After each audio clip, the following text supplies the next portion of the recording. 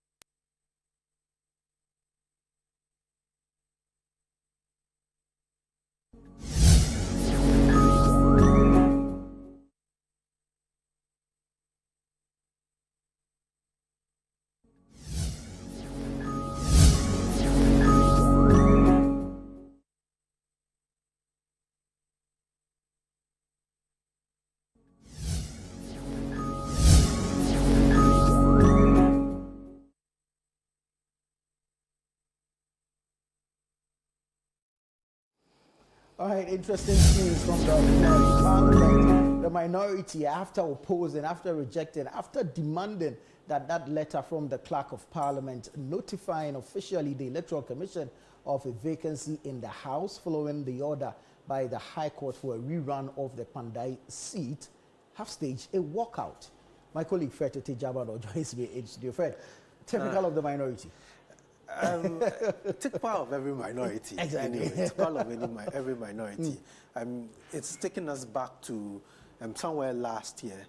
So this would be some few weeks before the election when there was the issue of the vacant seats, where the speaker was supposed to declare, or the minority then were expected to declare the some seats vacant based on some MPs at the time switching camps. So some going as independent from their various parties. This is something which is playing out. But in this time round, it's playing out in a parliament where it's a largely heavy-sided majority, where you have majority of the MPs being on the majority side. A lot of the MPs being on the majority side. But what's the minority complaining about? So this issue has to do with the Kpandai seat.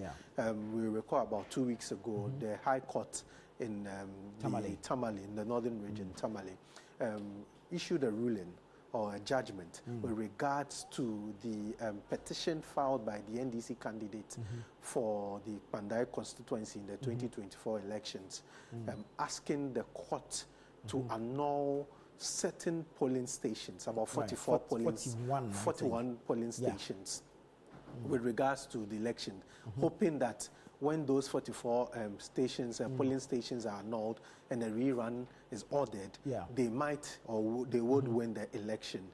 The court went ahead to annul the entire results of the constituency and ordered for a rerun of this particular election. The court says it cannot assume or pretend that these discrepancies, owing to how widespread it was in the 41 that were reported, may not have resulted in other polling stations, for which reason it came to the conclusion that a total rerun be conducted. A total rerun of that constituency.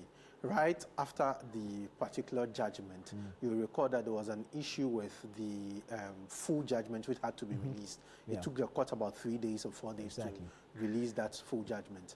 During the period, the former MP of Kpandai, Matthew Nyundam, former MP, because now, as we speak officially, Parliament has written to the Electoral Commission declaring their seat vacant. So he cannot hold himself as Member of Parliament of Kpandai as we speak. So till anything is done or till that decision is reversed, he's a former MP of Kpandai. So the former MP of Kpandai and his legal team filed an appeal and a stay of execution of that particular judgment of the High Court. That appeal is yet to be heard. The stay of execution is yet to be heard. The majority brought to the attention of the Speaker last week the attention of the Speaker about the judgment of the court and asked or demanded from the Speaker to declare the seat vacant at the time. But what the Speaker said was that there's been a 7-day stay which needed to be met, and he couldn't declare that particular seat vacant. And this is as per every appealable order of a High Court.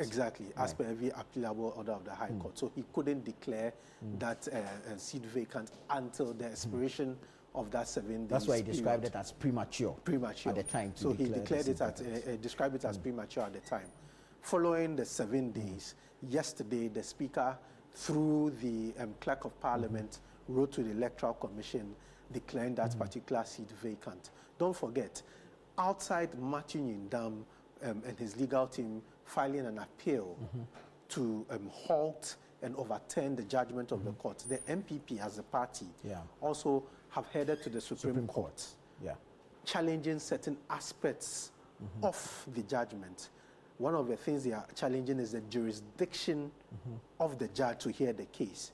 They argue that the time the petition was filed was outside the period given by the Constitution to challenge or file petitions. That case is also yet to be heard. But then the Speaker has gone ahead through the Clerk of Parliament to declare the seat vacant, and that's got the minority very angry. So you heard the Minority Chief Whip, Frank Anodompre, in his submissions in Parliament, where he says that he thinks that there's an injustice being done. He feels that the NDC, through the President, are finding every way possible to ensure that he becomes a supreme leader by taking absolute control of the country. Even though the majority still has some absolute control of the House, he believes that there are still attempts being made for the President to be made a supreme leader, where the NDC would put away justice and just do what they want to do. So they are demanding the immediate withdrawal of the letter sent by the Clerk of Parliament to the Electoral Commission, so that the processes which have been kicked in through the Court of Appeal and the Supreme Court goes ahead till the very end. When he was done, the Majority Chief Whip also had to make his submissions to court, to the Parliament, the House. But what happened? The minority members were up shouting with placards, not wanting the majority leader, Majority Chief Whip, to make his comments. The Speaker of Parliament was there. That is the First Deputy Speaker. Bernard Ahiafo was also there, sitting, observing the proceedings. He got up, and you know, in parliamentary setting, when the Speaker gets up, it means that everybody would have to keep quiet and sit down. So after a lot of heckling, when the Speaker realizes that there's no headway, what you would usually do is that the Speaker would get up from his seat. Once he stands up, everybody would have to remain quiet. That should silence the House. And sit down. But that did not happen. So the Speaker has asked for some 5 minutes break. He's ordered the leaders of the House, both sides, to come into the lobby for a discussion. So that's where we are when it comes to the happenings in Parliament and the Kpandai seat. Very well. So the 5 minutes, we are waiting for the House to resume, and then we'll go back and see what transpires in there. But just talk to me briefly about the process. There are those who have argued that ordinarily, when a vacancy occurs, it is the EC that notifies the House. There are those that also argue that in such instances, it's on the occasion of death. And so there are different scenarios at play. So if you can just talk to me briefly about this. Per the regulations, what's supposed to happen is that Parliament is supposed to notify the Electoral Commission of a vacant seat. Okay. Because there's a member of Parliament, there's a declaration. So the Parliament, through the Speaker or through the clerk, would now have to notify the Electoral Commission of a vacant seat. Then the Electoral Commission will have, I think, 3 months or 2 months to now kick in the process, from immediately kicking the process for a rerun or a by-election, if it is by death or by resignation or any other thing, a by-election for the replacement of the MP who is no longer there. So that's the process. The process is Parliament would write to this Electoral Commission. The Electoral Commission would then now have to act based on the law. But there's a challenge here. The challenge here is that the Electoral Commission was a party to the suit which was heard at the court. Likewise, Parliament. Likewise, no, I'm even talking about the petition. Right. Yes, Parliament was party to the electoral. It was the Electoral Commission. The petitioner was the NDC candidate. The Electoral Commission and the candidate of the NPP, who was MP at the time. What is happening now is that the Parliament was the fourth respondent, I think, as captured in the judgment yes, even in the letter from the clerk to the EC, because it says that the House had been duly served the court order. No, so the House was served the court order after the judgment of the court. So what happens is that once the petition was heard and a decision had been made, Parliament needed to be notified through the judgment of the court. So the Parliament was then served the judgment with the judgment of the court. So the final paragraph of the letter from the Clerk of Parliament to the EC says, this notification is pursuant to the service of a court order on the Clerk to Parliament as the fourth respondent in the suit numbered and then it gives you the suit number and all that. So the then Parliament was they cited Parliament as the respondent in yeah. this particular case, and they subsequently then served Parliament with the judgment. Anytime there's a case against Parliament or a member of Parliament which would affect that member of Parliament's legitimacy in the House, what happens is that if Parliament is not even a party to the case, when the judgment is delivered, the petitioners or the applicants would now serve Parliament with the judgment. But this time around, the Parliament was part of the suit. They were respondents to the suit. So Parliament was duly served. And once Parliament was duly served, the decision to declare the case vacant would come in. But there's the other school of thought which says that why do you want to rush this decision, especially when you have seen or there's an appeal to that decision in court, in the Court of Appeal? Why would Parliament want to be taking a rash decision? One, like you said, they are respondents in the case. So once there's an appeal, definitely they end up still being respondents in that particular matter.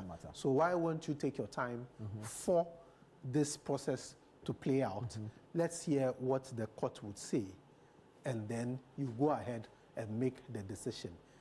When people make such arguments, you go back to the Jachikwesi case, the Jachikwesi case with the Asin North election, where the High Court also similarly declared the Asin North seat vacant.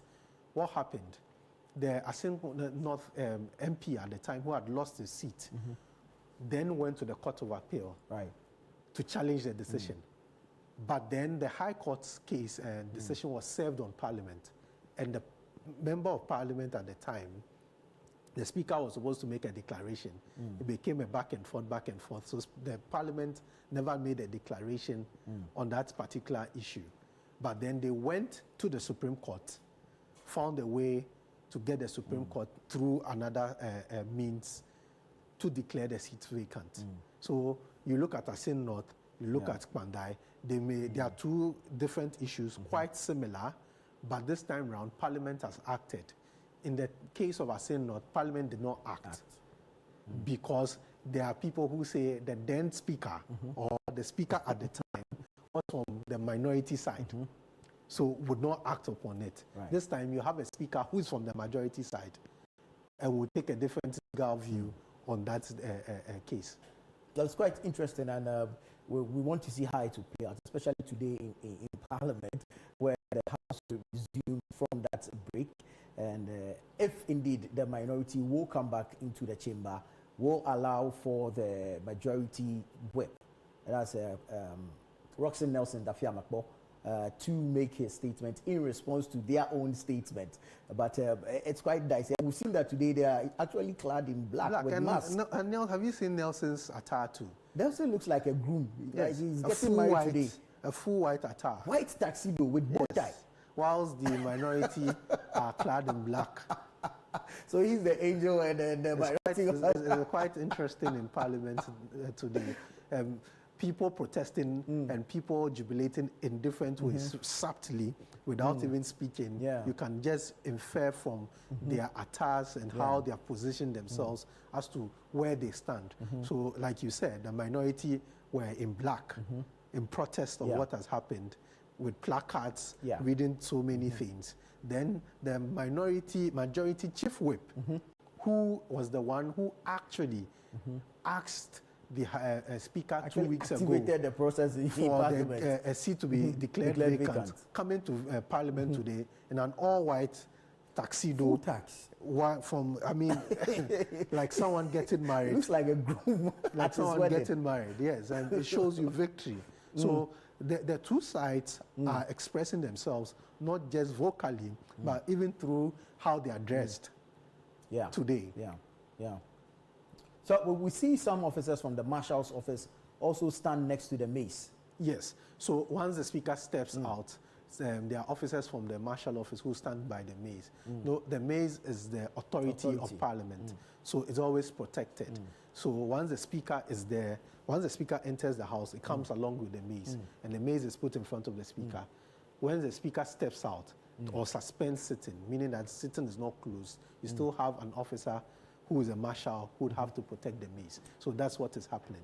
Very well. For me, before you come, when the speaker stood up and was expecting everybody to sit down, I was wondering whether he was going to order the marshals to walk out the members of the minority. Because usually when the speaker is up and somehow you disobey that rule, you defied his authority, or you defy the authority of the speaker, what happens is that the marshals are ordered to act.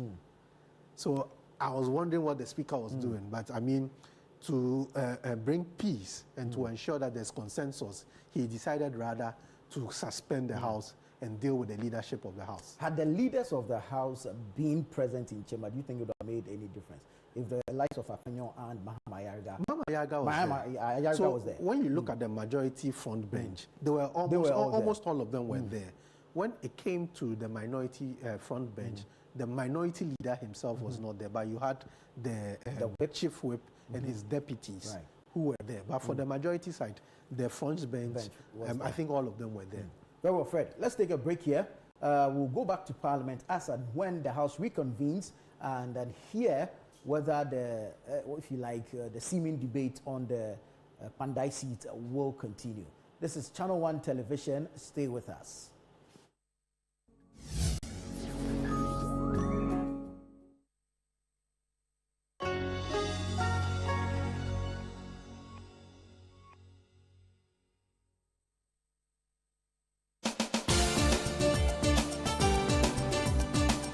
Nation full of questions, where truth often hides behind noise, one show dares to ask what truly matters face to face. With fearless clarity and a quest for accountability, host Umaru Sanda Amadou sits down with the movers and shakers of politics, governance, society, and business, confronting the issues that define our national conversation. Yes, I am Umaru Sanda Amadou. This is Face to Face, and you're welcome. I say very often on the floor of Parliament that when we were in government, we got some things right, we got some things wrong. Are you still planning to go to Parliament, or you want to look at National Party office position? No, I'll be going back to Parliament. There's an unfinished business which I need to do. Sports has 3 legs: development, management, and promotion. Disintegration is extreme. We do not wish that even on your worst enemy. Every Tuesday at 9 p.m., join Umaru Sanda Amadou on Face to Face as he digs deeper, challenges power, and reveals the stories shaping Ghana's future. Only on Channel 1 TV. This Christmas Eve, skip the ordinary and step into the extraordinary. Welcome to the Situation All White Party 2025, where the music never stops, the energy never drops, and the fun never ends. Celebrating grand style with great music, irresistible food, and an atmosphere that screams good vibes only. Date 24th December 2025. Venue Good Park near the Accra Mall. Time 8 p.m. till late. Dress code, it's an all-white affair. Get ready for electrifying live performances from Kofi Kinata,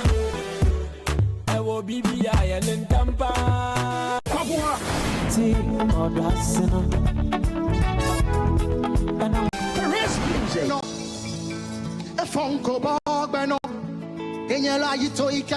Inchin Chin Band, and DJ Mingle.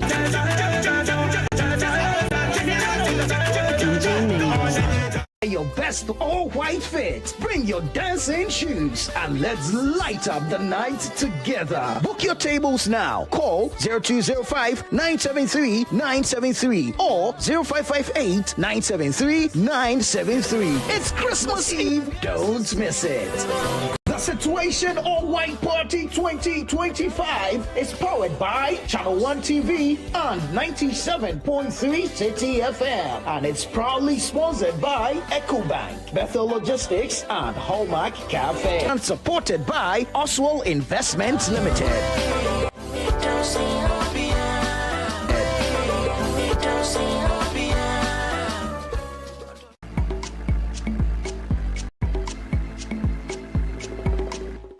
She is a very very special young lady. She's done so many great and impactful things already, and I believe that she's a huge inspiration to many people around the world. Dr. Kadija Owusu onto the set. She's a medical doctor. She's the founder of the Kaya Foundation, and she recently spoke at the UN. Hello. Hi. So we're making boiled cocoa. Yes, we boiled are. white plantain with egg stew. And I find it very simple ingredients. This is the doctor in you. And as you can see, she's in great shape. So clearly. Do you mind my asking, on international television, how old you are? Actually, can you guess? The main character. It's true. Spotlight on them. It's what people used to identify Ghanaians. Egg stew. The egg jokes in the Oh, UK. the egg, I know a lot. No, but you see, anyway, we'll talk about that when we come back. Because how is your first time in my New York? first I'm hunger. going to speak at the UN. I've been to the US before, but it was my first New York experience. I loved it so much. It was a crazy week, but I felt like I was in a movie, like Times Square and all the lights. I was like, yeah.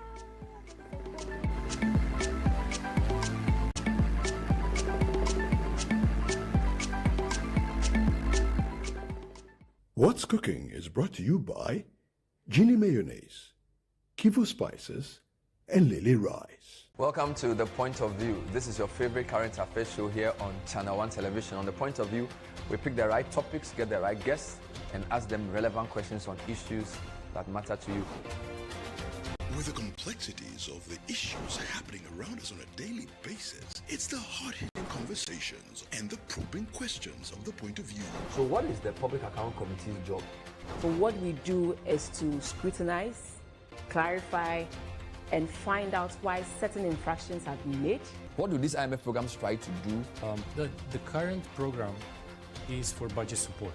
Okay. There are no projects attached. That teases apart the twisted entanglements of politics and governance, as well as religious and social discourse.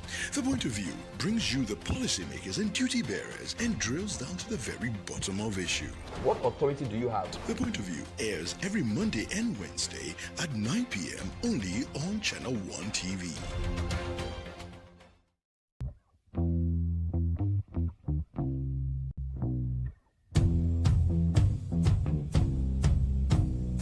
Habibi, my people, welcome to Dubai. My name is Sheikh Alkal bin Maktoum. Okay, so I am Caleb, right? Caleb Kuda is my name, and this is Beyond Borders on Channel 1 Television. We are in Dubai.